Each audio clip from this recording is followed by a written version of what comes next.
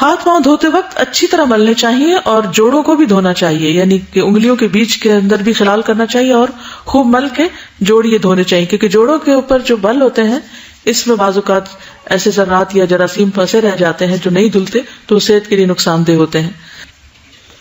ہاتھوں کو جب مل کے دھویا جائے گا تو اس میں آپ دیکھیے کہ ناخن کی جو جڑ ہوتی ہے، بعض اوقات وہاں سے گوشت اکھڑا ہوا ہوتا ہے یا بعض لوگوں کا تھوڑا خراب ہوتا ہے تو اس میں پانی نہیں پہنچتا پوری طرح، یا میل مٹی پھنسی رہ جاتی ہے تو وہ دھلتی نہیں، یا گھی یا کھانا یا کوئی اگر آپ نے کٹنگ کی ہے یا خاص چیز کوئی بنائی ہے تو وہ بھی بیچ میں پھنس جاتی۔ بعض لوگ آٹا گوندتے ہیں تو وہ پوری طرح صاف نہیں کرتے اپنے ہاتھ کو، یا روٹی بناتے ہیں تو اس وقت ناخنوں کو پوری طرح صاف نہیں کرتے، جس سے آٹے کا کچھ حصہ چپکا رہ جاتا ہے اور وہ خشک ہو جاتا ہے، اور پھر اگر اس کے بعد وضو کرتے ہیں تو وضو نہیں ہوتا، اور اگر ہاتھ دھوتے ہیں تو وہ جگہ پھر بھی دھلتی نہیں، صاف نہیں ہوتی۔ تو اس لیے بہت ضروری ہے کہ انسان بہت اہتمام کے ساتھ اپنے ہاتھ پاؤں کو دھوئے۔ اسی طرح ایڑیاں کب خشک رہ جاتی ہیں؟ آج کل کے موسم میں عام طور پہ ایڑیاں خشک ہو جاتی ہیں، پورا جسم خشک ہو جاتا ہے، تو اس میں ایڑیوں کو پھر پراپر طریقے سے دھونا چاہیے، صرف اوپر سے پانی بہا لینا کافی نہیں، بلکہ ان کو مل کے دھونا چاہیے،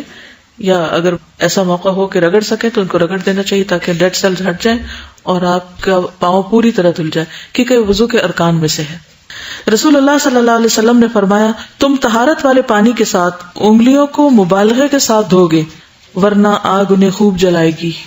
یعنی اگر تم ان کو صحیح طرح صاف نہیں کرو گے تو پھر کیا ہوگا، ان میں گندگی نجس چیزیں رہ جائیں گی، پھر وہ ناپاک چیزیں نماز اور عبادت میں بھی خلل انداز ہوں گی۔ تو اس لیے آپ دیکھیں کہ یہاں وعید بھی آئی ہے کہ جو نہیں صحیح طرح دھوئے گا اس کے لیے کیا ہے، آگ۔ پھر اسی طرح اگر پاؤں صحیح طرح نہیں دھوتے وضو میں، ایڑیاں خشک رہ جاتی ہیں تو اس کے لیے بھی حضرت ابو ہریرہ کی روایت ہے کہ نبی صلی اللہ علیہ وسلم نے فرمایا، ویل للعقاب من النار، خشک ایڑیوں کے لیے آگ کا عذاب ہے۔ پھر انگلیوں کا خلال، نبی صلی اللہ علیہ وسلم نے فرمایا، میری امت میں خلال کرنے والوں کے لیے واہ واہ، حبذا،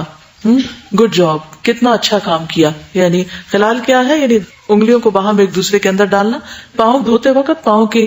اندر بھی انگلیاں پھیرنا، یعنی دو انگلیوں کے بیچ میں خلال کرنا۔ نعیم بن عبداللہ مجمر سے روایت ہے کہ میں نے ابو ہریرہ رضی اللہ عنہ کو وضو کرتے ہوئے دیکھا، بس انہوں نے اپنا چہرہ دھویا تو اس کو پورا پورا دھویا۔ پورا پورا کا مطلب یہ ہے کہ بالوں تک اور ادھر کان کی لو تک اور چن بھی۔ پھر اپنا دایاں ہاتھ دھویا یہاں تک کہ بازو کا ایک حصہ دھو ڈالا۔ دایاں ہاتھ دھویا تو کس طرح، یعنی یہاں تک۔ پھر بایاں ہاتھ بھی بازو تک دھویا، اور جو وضو کے لیے دھوتے ہیں تو پھر کونیوں تک۔ پھر اپنے سر کا مسح کیا، پھر دایاں پاؤں پنڈلی تک دھویا، پھر بایاں پاؤں پنڈلی تک دھویا،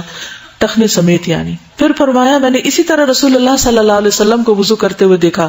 اور کہا کہ رسول اللہ صلی اللہ علیہ وسلم نے فرمایا،